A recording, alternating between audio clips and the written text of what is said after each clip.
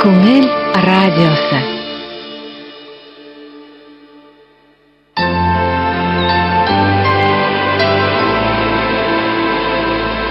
Язмышлар ярында.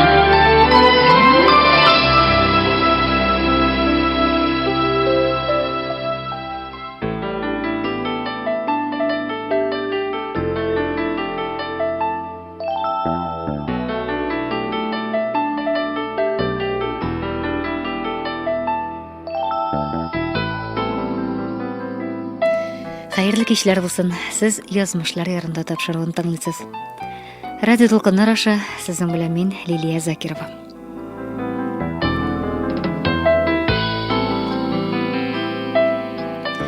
Тормышың әүвәл кешегә ялгышу өчен яшьлеген һәм шул ялгышларга карап үкенер өчен картлыгын бирә кебек. Яшьлек. Бар дөньяны йөгәннәрлек көч, галәмнәрне айкарлык уй җитезлеге. Кая инде ул? Салмак өлкәннәр фикер белән исәпләшеп тору. Шуңа күрә дә буыннар арасында һәр вакыт тарткалаш бара. Әти үзенең тормыш тәҗрибәсеннән чыгып, баласы өчен бер юлны сайласа, дөньяны алардан яхшырак беләм дип исәпләгән яшь буын үз сукмагын кайыра. Дөрестлек кем ягында булганын вакыт үзе күрсәтә, һәм без аны язмыш дип атыйбыз. Бүгенге тапшыруның темасы бер-берсен дә читләтеп үтми торгандыр. Чөнки һәрберебез кайчанда яшь кеше булган, соңрак әти-әни. Әлеге читрәкле мәсьәлә миңа кагылмас дип уйлау дөрес тә булмас иде. Әйтеп үткәнебезчә, бүгенге хат безгә бик ерактан килде. Хат авторы безне чит илдә тыңлый. Ул үзенең язмыш белән уртаклаша һәм без аның исемен Гөлнур ханым дип атыйк. Әйдәгез катнашабыз. Тапшырылмаган хатлар.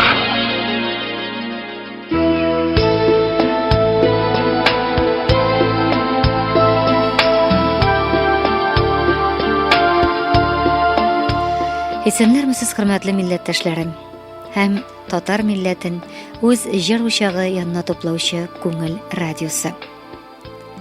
Мин үземнең хатымны чыннан да тапшырылмаган хат дип атар идем. Чөнки күңелемнән мин аны баламның әтисенә һәм әбисенә язам. Мине үз тиңнәр итеп күрергә теләмичә, көмәндәге балам белән алар мине читкә кактылар. Миңа 25 яшь иде. Әнием үлеп китте. Әйтерсеңләп бәхетемне дә әни белән бергә җирләдем. Һәм менә шул вакытта Башкортстан якларыннан килгән бер егет миңа күз салды. Миннән яшьрәк әлеге егет бөтен күңелемне биләп алды. Әйтерсеңләп, мин гомерем буе аны көткәнмен. Мәхәббәтемнең нәтиҗәсе дә озак көттермәде. Үземнең йөкле икәнлегемне аңладым. Башта егетемә әйтмичә йөрдем, аннары инде серне чиштем. Ул әниләр белән кайтып сөйләшәм, бу ял көннәрендә сезгә синең кулыңны сорарга киләбез дип кайтып китте. Әтием ялгыз гына авылда яши иде. Серләремне уртага салып сөйләрлек әни юк. Әтигә авылга кайтып, үземнең кияүгә чыгасымны, иртәгә инде мине сорарга киләселәрен әйттем. Әти шундук туган апаларга йөгерде, хәбәр итте, төне буе әзерләндек һәм көттек. Ләкин килүче булмады. Баксаң, егетемнең әнисе шарт куйган. Аборт ясатса гына өйләнәчәксең. Абыең да йөкле хатын кыз алды. Туганнардан ят. Әллә синең балаң, әллә башканыкы бузау булып йөрмә дигән. Янәсе мин аннан яшькә зуррак. Уңайлы моментны гына көткәнмен.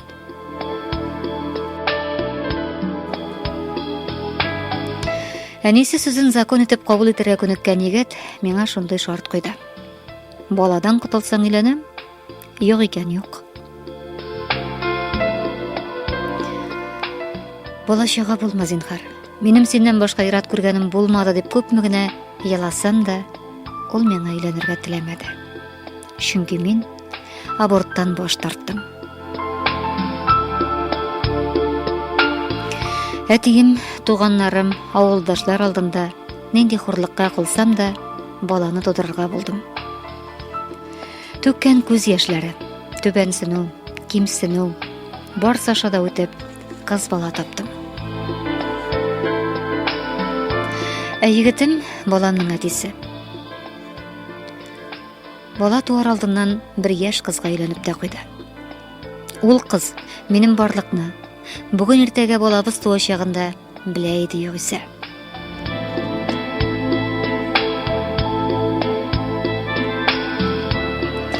Шулай язмышыма буйсынып гомер иттем мин. Беренче мәхәббәтем тарихы иратларга булган ышанычны гомерлеккә юк итте. Һәм мин бөтен булмышымны кызыма багышладым.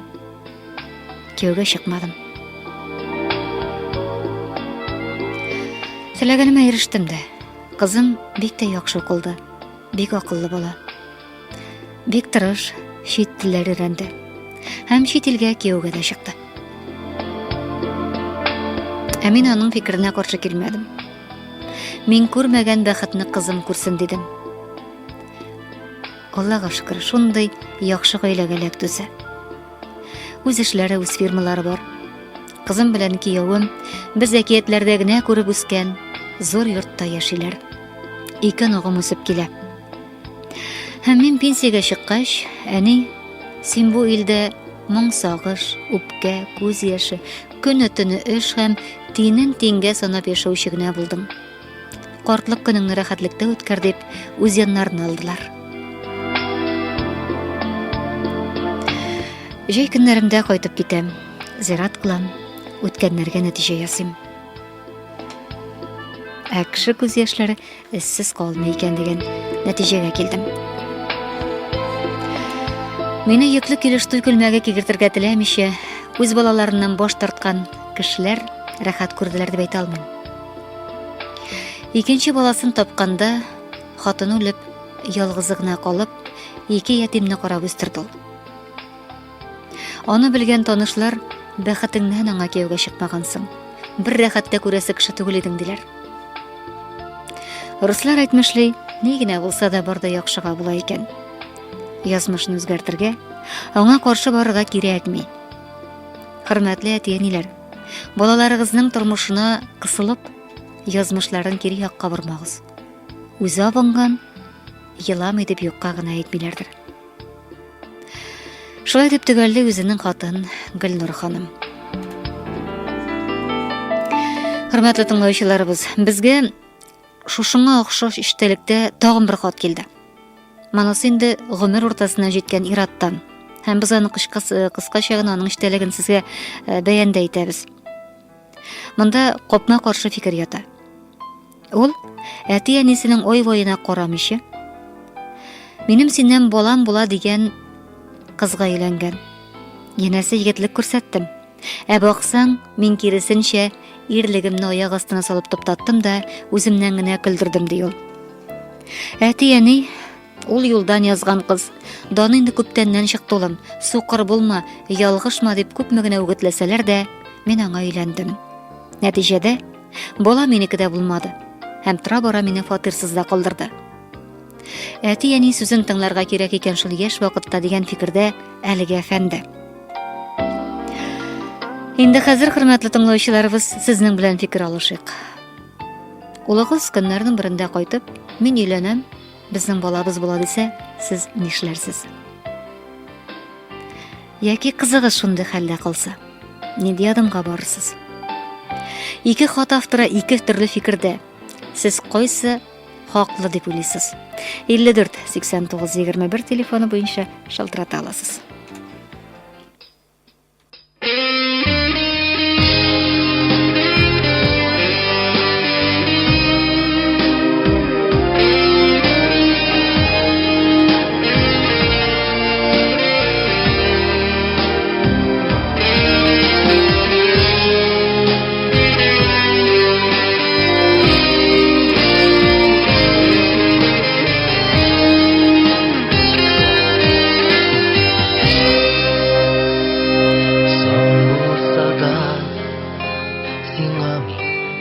yazam. Nice yıllar görmey yaşadım. İsemende indi anlatılgan şiber kızdı güne deşenme. İsemende indi anlatılgan şiber kızdı güne deşenme. Gayebem zor minem senin alda. Yaşlegimde seni aldadım. Son bulsa da gafu sırrımına indi düzer şaman olmadı. Son bulsa da gafu sırrımına indi düzer şaman olmadı.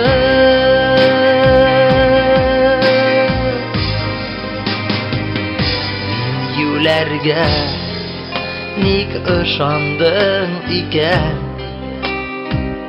kışağıma girdin deşmedin. Ol mizgilde belki sigensindir. Tik sınına aktı yaşları. Ol mizgilde belki sigensin. Tik sınına aktı yaşları.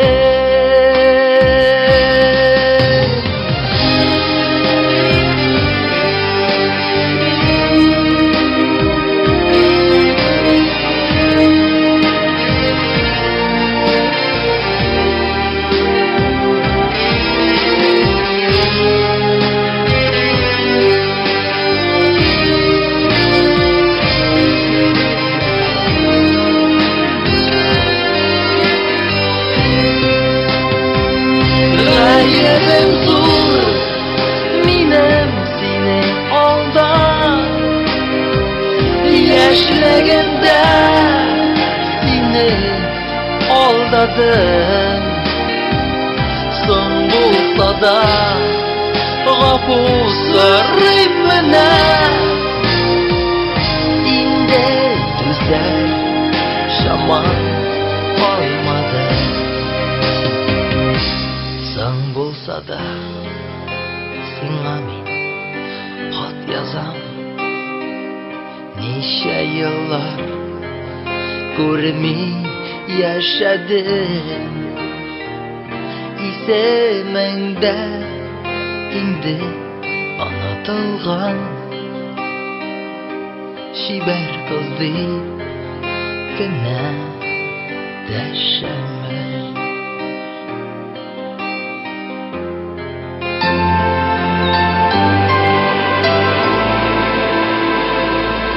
Yazmışlar yarında.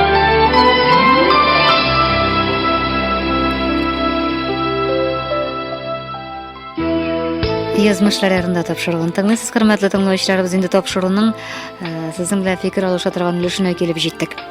Демек, шалтырата аласыз бизге өз фикирлериңиз менен. Суроо инде яңгырады. Күннөрдөн бир күнү улугуз кайтып, мен эленем, биздин бола десе, сиз нинди адам ясарсыз һәм кызыгыз шундый хәлдә калса ни эшләрсез? Инде 2 хат бәян ителде. 2 хат авторы X2 фикирдә. Берсе әтияни сүзен тыңларга кирәк булган, ялгышмаска алар безгә дөрес юл күрсәтә дисә, икенчесе әтияни сүзенә кулак салмагыз, үз бәхетегез өчен үзегез көрәшегез дигән фикерне алгасыра. Сезнең фикерегез ничек? Шалтырата аласыз. Инде безгә кызыклы фикерләрдә килгән иде. Эфирга чыгып әйтергә ярамый диделәр. Бик тәгъибрәтле. Ярый. Шалтыратучы бар исәнмесез? Хәерле кич, Лилия. Хәерле кичләр булсын. Бик авыр мәсьәлә, конечно. Бик авыр сораулар, чөнки һәрбер язмыш менә ничек кенә итеп киңәш бирергә дә түгел. Инде олы кайгы килгән кешегә инде улың кайтып шундый хәл дисә чагыштырып карыйм да миннән бүгенге көндә улым исән түгел бөтенләй. Мин барысын да кабул итәр идем. Чөнки ул исән түгел. Сез менә нинди генә хәлдә дә кабул итәр идегез? Очракта ул егет, ул әти әнисе ул егеткә бик каты булганнар булуын, ләкин кызлар белән ничә кирәк, ниндирәк мөнәсәбәттә булырга икәнлеген, кыз балага тияргә ярамаганлыгын аңлата алмаганнар алар. Инде алар шундый каты требование белән булгач, инде русча сүзләрдә кыскаргаладым. Аларга инде улларына дөрес тәрбиядә бирергә кирәк булган. Чөнки ул кыз баланың язмышы хәл ителгән шул бер төндә. Менә ул кыз балаларның нинди нечкә күпер аркылы үтүләрен аңлата ул менә шушы. Андый хәлләр бик күп дөньяда. Инде икенче очракта все-таки ул егеткә әти әнисенең сүзенә колак салырга кирәк булган гына дим мин. Чөнки әти әни күпне күрә, гомер иткән, ул мәхәббәтнең күзе сукыр була ди. Андый хәлләр дөньяда бик күп. Теләсә ничек йөргән кызлар кемнән узуларына карамастан бер бызау кавычкалар эчендә бызау гына егетне эләктереп алалар да муенчаклап куялар үзләренә бәйләп. Мин менә шулай дим. Шуңа күрә беренче очракта әти әни хата җибәргән беренчедән балаларны дөрес тәрбия бирмичә малайларына. Һәм инде кыз баланың язмышы хәл ителеп куйган менә шул бер көннән соң икенче очракта все-таки әти әни сүзенә колак салырга кирәк иде дим. Менә беренче очракта да бәлки алар шикләнгәннәрдер бу кыз нәкъ менә шундый хәлдә дип, бәлки инде ул юлда аларга ашыгыч нәтиҗә ясаганчы башта ул кызның әзрәк кенә үткәне белән алар аның белән сөйләшеп карарга тиешләр. Олы уллары да шундый булгач, аларның ике балаларына да бик үк дөрес тәрбия бирмәгәннәр дим мин. Менә шулай. Чөнки кыз балага беренче, особенно татар халкында, кыз балага беренче төнгә кадәрле нинди генә шартларда калуга карамастан тимәскә дип өйрәтергә тиеш юнле әти әни үзләренең улларына шундый киңәш бирергә тиеш. Акыллы әти әни. Инде шундый хәл килеп туган икән, алар аның бөтен ягында уйларга, исәпләргә тиешләр. Алар бит инде гомер иткән. Менә үзең кызың, үз улың шундый хәлдә дип тә мин инде ул минем бүгенге көндә кызым гына.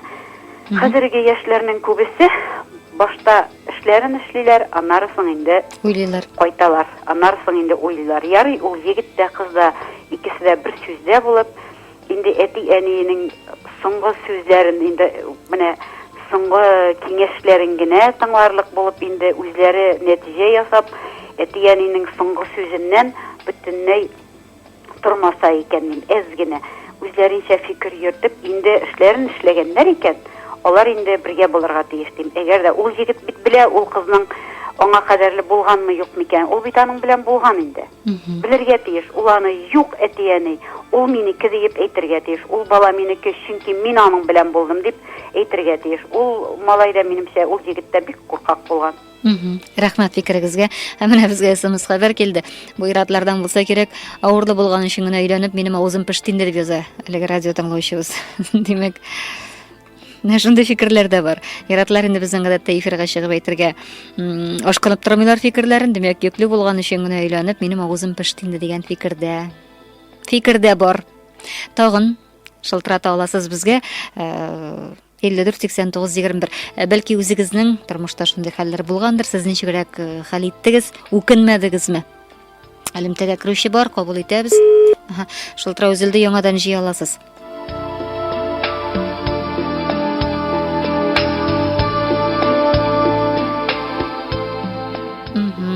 Безнең инде күбрәк шалтыраулар китсә, гадәттә элемтәдә зөклек барлыкка килә.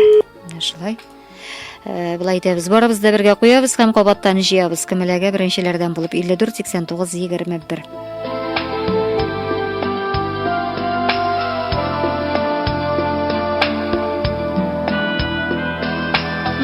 Хәзер бөтенләй килеп җитә алмый.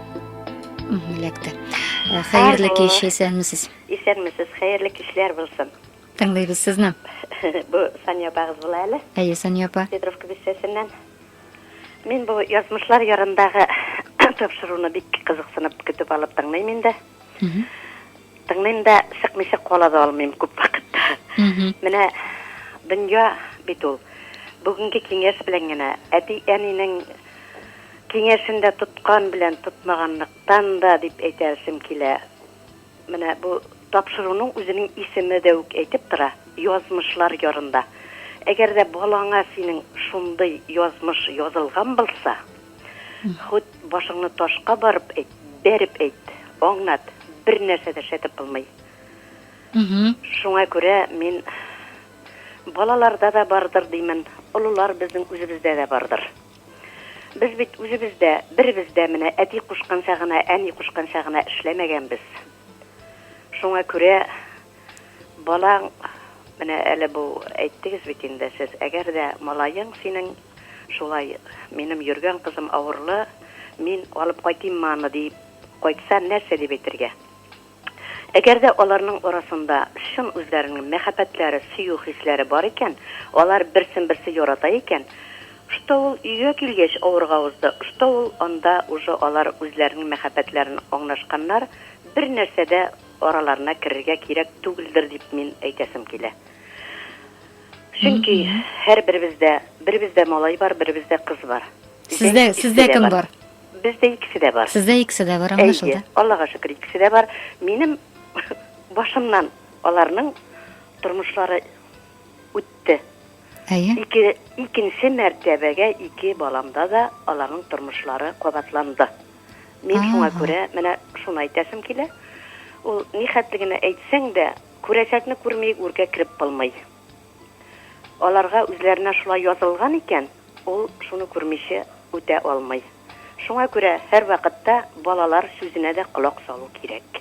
Сез балаларыгызга каршы килмәдегез. Беренчесендә килдем шул. Менә шулай, шул. Ни булды? Аерылышып беттеләр икесендә дә. Менә шулай. Икесендә дә аерылыштылар. Димәк, ялгыштым дип уйлыйсыз, каршы килергә кирәк булмаган? Может быть, гелдә менә малаем да әйтте, кызым да әйтте. Әни, син безгә ризалык бирмәдең. Безнең бәхетебез шуңа күрә булмады диделәр. Менә ул сүзне күтәреп яшәү үзе тагын бер гомер буена йөрәгендә яра бит ул. Шулай. Шуңа күрә тырышырга кирәк, балаларны аңларга, ризалык, фатиха бирергә кирәк. Рәхмәт. Менә киңәшем шул. Рәхмәт фикерегезгә. Шуннан да әти-әнинең хәйр фатихасы белән корылган гаилә инде ул. Бәхетле гаилә булырга тиеш. Инде безнең вакытыбызда шикләнеп барабыз. Инде хәзер медицина психологы Галия Галимҗановна белән элемтәгә керәбез. Галия Кашапова белән аның фикерен тыңлап үтәрбез.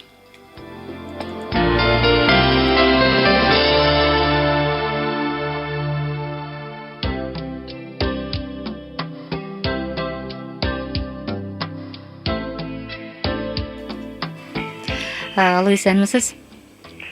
Исәнмесез, Лилия, исәнмесез, хөрмәтле радиосын тыңлаучылар, хәерле кичләр сезгә.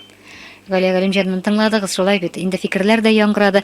Хәзер сездән йомгаклау көтәбез. Нәрсә әйтерсез икән бу чиракта? Мин инде монда нәрсә әйтә алмам, чөнки бик акыллы фикерләр белән менә ханымнар чыктылар инде. Безнең җәмгыятькә, безнең культурага да чагылышын таба торган, татарларга хас булган мөнәсәбәтләрен дә әйтеп киттеләр. Инде менә безнең культура шулайрак. Бар да дөрес. Минем әйтәсем килә, психологик яктан караганда нәрсә бу дип кенә әйтәсем килә. Бәхетлеләр бар да бер төсле бәхетле булса,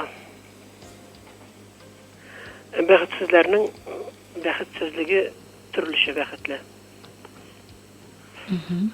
Базар тавыш. Бәхетсезлек ул төрлечә бәхетсез. Лилия, ишетеләме? Ишетелә, тыңлыйбыз сезне. Үзем радионы тыңлыйм, шуңа күрә тавышым отражается. Бәхетсезлек, менә бу очракта инде ике ситуация, капма-каршы ситуацияны алгансыз. Менә нишләргә соң? Тормышта яшәгән вакытта балаларның өйрәнүче һәм кияүгә чыгучы балаларда психологик яктан сәламәт булып, гомер буе бәхетле яшәсеннәр өчен. Һәм шулай ук менә соңгы ханым әйтмешли, ул да гомер буе балаларның сүзен күтәреп, авыр сүзен күтәреп яшәмәсен өчен ничек үз-үзеңне тотарга. Бала табу гомумән ул хурлык түгел. Менә бик күп хатын-кызлар хәзер бала таба, чөнки затлы егетләребез кимеп бара, кияүгә чыгып тормыш күтәрдәй. Хатын-кыз инде ул үзен карый һәм баласын күтәрәләр, аның өстенә әле затсыз ирне дә ошатып ятмыйча, күп хатын-кызлар үзләре бала табалар. Һәйкәл куярга кирәк. бала кирәк чөнки, баласыз калырга ярамый. Алар бу мәсьәләне үзләре шишкән һәм бик яхшы.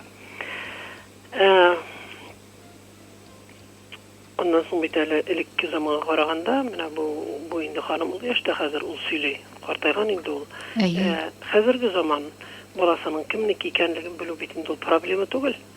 Шуңа күрә мондай очракта, әгәр егет инде сорый икән, өйләнимме әни дип.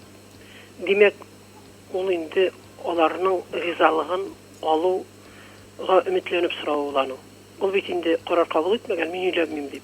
Өйләним микән дип яртылаш курку, яртылаш шаныш белән әйтә инде ул.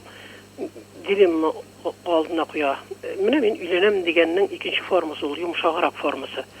Шуңа күрә бу очракта иң уңайлы формасы булып, улым, үзеңә карыйсың. Ни өчен үзеңә карыйсың? Чөнки әгәр бу инде үзе теләп җинси мөнәсәбәтләргә кирелгән икән, менә шушы мөнәсәбәт вакытта онда инде ярату сүзләре, ул инде кызны ошату, аларның яратышулары, бәлки бер генә мәртәбәдә булмагандыр мөнәсәбәтләре, аның алдыннан шушы мөнәсәбәткә калган, хәтле булган конфетны, букетны, прелюдияләрендә булган бит инде күпмедер вакыт.